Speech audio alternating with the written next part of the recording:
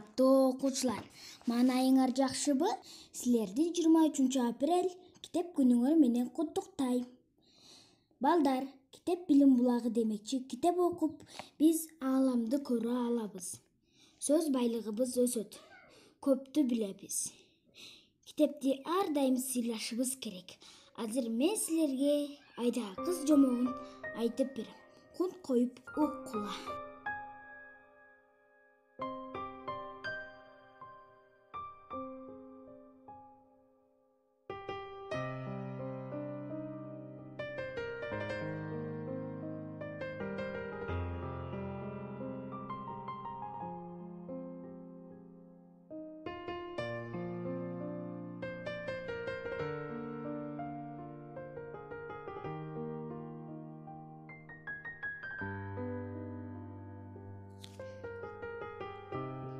Ала тоодой тоодо бекен, жээнни сай жээгиндеби. Бир жетим кыз болгон экен тээ илгери.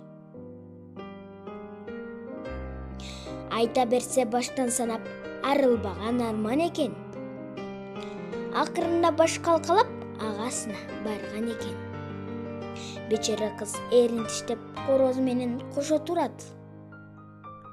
Жеңесинин оозун тиктеп, эмне десе ошо кылат. Кычырган кышкы түндө какшып суусу калса керек. Ажаан жеңе кызды түртү, сайга бар деп балта берет. Шордуу жетим бара жатты, ашыгып да эси кеткен. Аяз ага карамакпы, чымчы ойнойт эки беттен.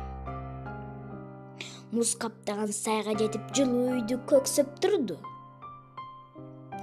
Балта менен оюп тешип чыгып кирди көк музду.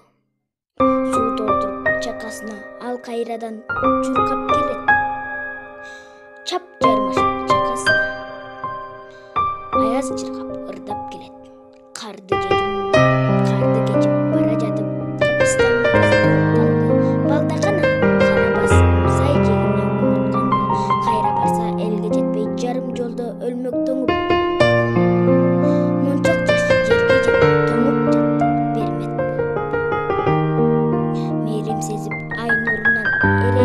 Байкуш жетим корккон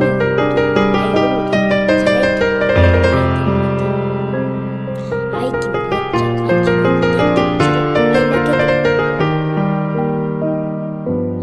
жолу менен саман чыгып калган экен айгат кетип.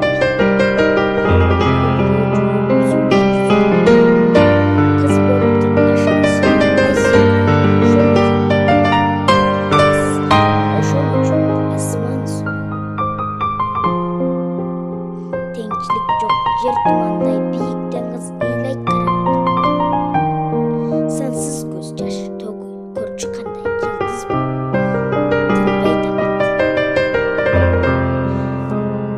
Балдар, Айдагы кыз жомогу жактыбы? Силер дагы көптөгөн китептерди окуп, биз менен бөлүшкүлө. Саламатта калгыла.